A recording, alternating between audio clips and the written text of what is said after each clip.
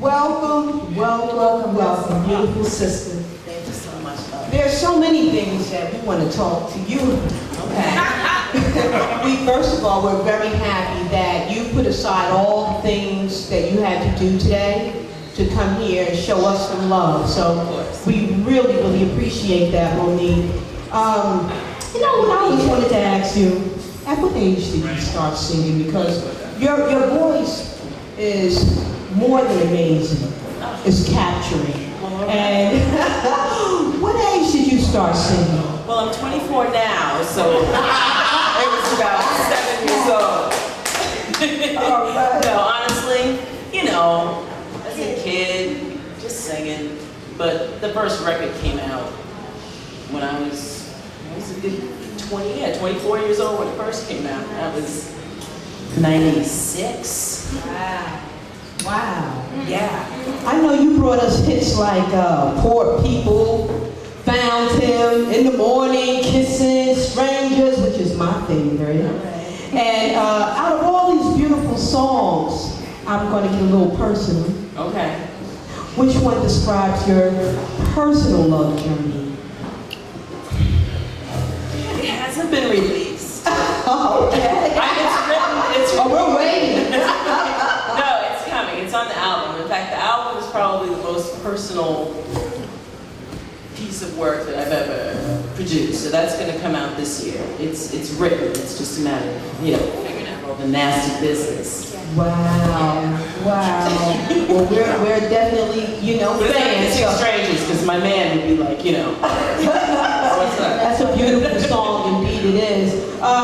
If you had the opportunity to collab with an artist, who would that be? It changes all the time, though.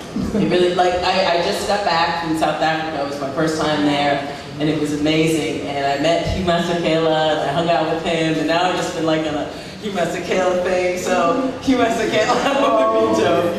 Listen to you or listen? Yeah. No, there's tons of people. I mean, I'm very much a song kind of person, not necessarily an artist. If somebody makes something hot, I don't care where you came from, how long you've been doing it. Right. You know, you got me, so. That's what music is all about. You started out in jazz. Now, how did you creep over to house music? It really was a creep.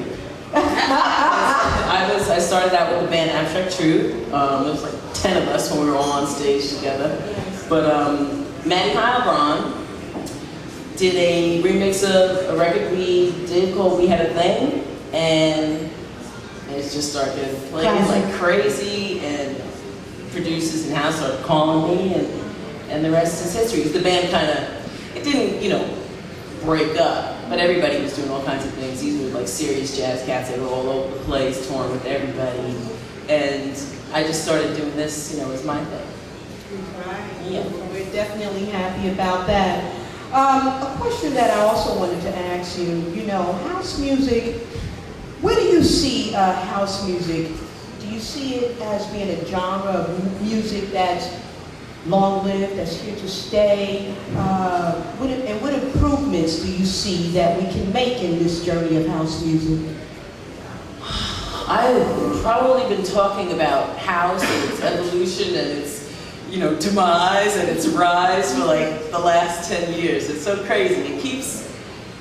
It keeps evolving organically, and I think that that's the way it's supposed to happen. You know, as the crowds change, if they get older, if they get younger, as long as everybody's true to what they're doing and not after a fashion. Right. I think it'll always be around.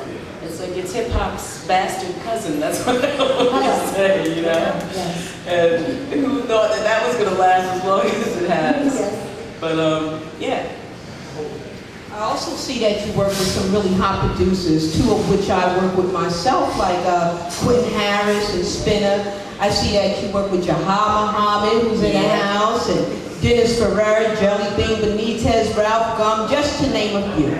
Now, what producers would you say really motivated you? Because back in the day, we used to have producers that take us as artists and really polish us up. You know, really give us that that we need, and not just have you come and I'll send you a track, you do this and so on and so forth. What producer really took that special care and that special touch?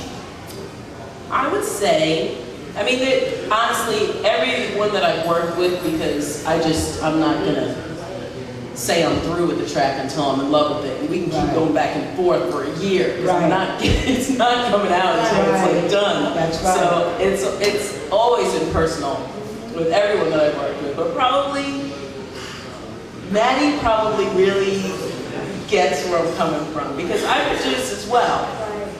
And please talk about your production company. Yeah, well, Biggest Sounds is my label, and we're on release number 2. Yes. Wow. Which is the first record I ever. Let's give it up for another female producer in the house. That's very rare. Let's give it up. They definitely aren't enough. But from a producer standpoint, from a production standpoint, Maddie definitely gets where I'm coming from. So I'll give him something that I completely, a total done, finished track. And he knows where to take it, where I can't quite take it. So we've known each other forever. So it's just, it's effortless. Yeah. But I've been inspired by so many producers. Charisma really inspired me. Kerry Chandler really inspired me. I mean, just from their sound. And the first time I heard Borrowed Time and In the Deep in like 2005, it really just gave me like new hope, like about what electronic music could do. I was like, this is like reaching the level of like jazz. Like it's cerebral enough. Yeah, exactly. To compete with that. And it was refreshing and it energized me. So yeah. Now what do you think about, nowadays, what's happening in house music is that you have producers that produce a track, and then the artist that performs and writes the song is featured, whereas an R&B is different. So how do you feel about that? Well, sometimes it's kind of, it's insulting. I mean, there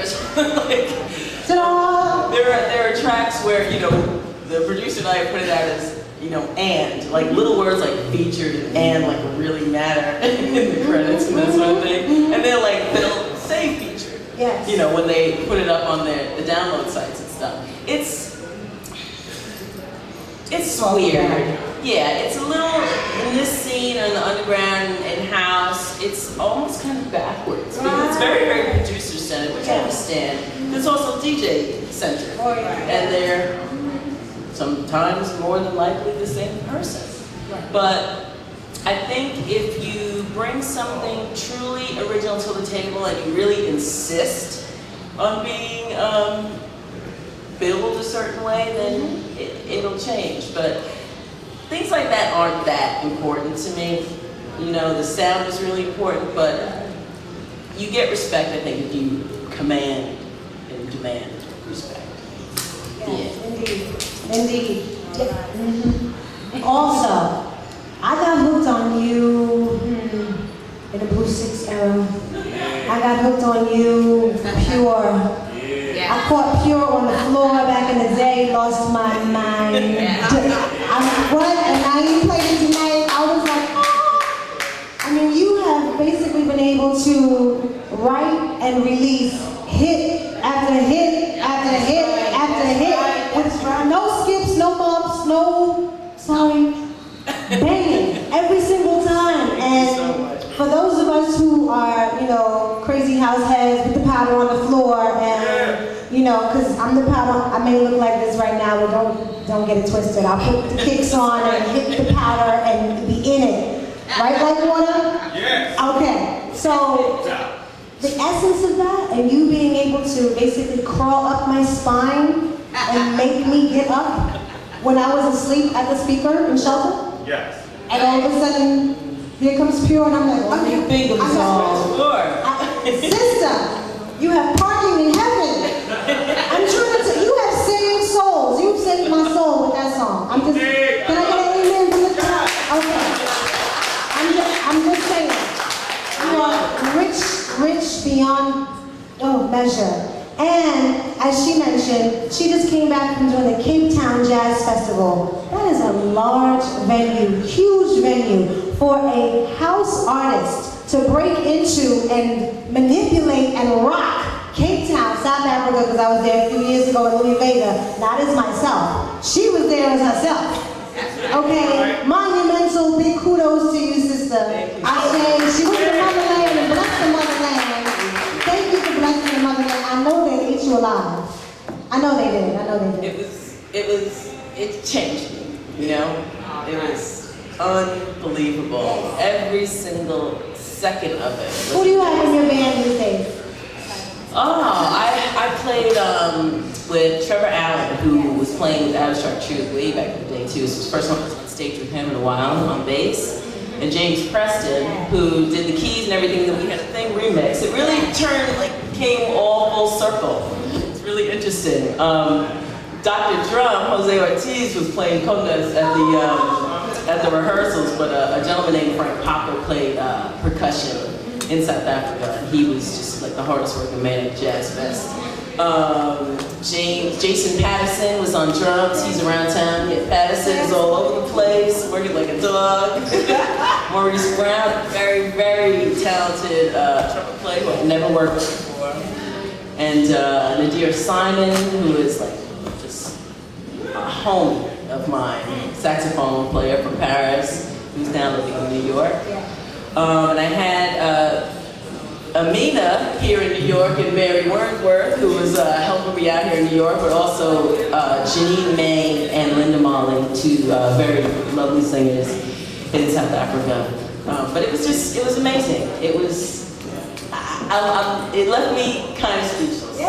But it was so rejuvenating. Another one of those experiences where you just come home and you just want to work, create and write.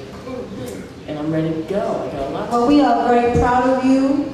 Just really, our hearts to yours, to making it to the motherland and blessing the beautiful people of Mother Africa. I kissed the ground too. I told you, I was like, kiss the ground, you're gonna kiss the rock, baby, because you'll be home. So you're gonna do some treats first, yeah? Oh yes.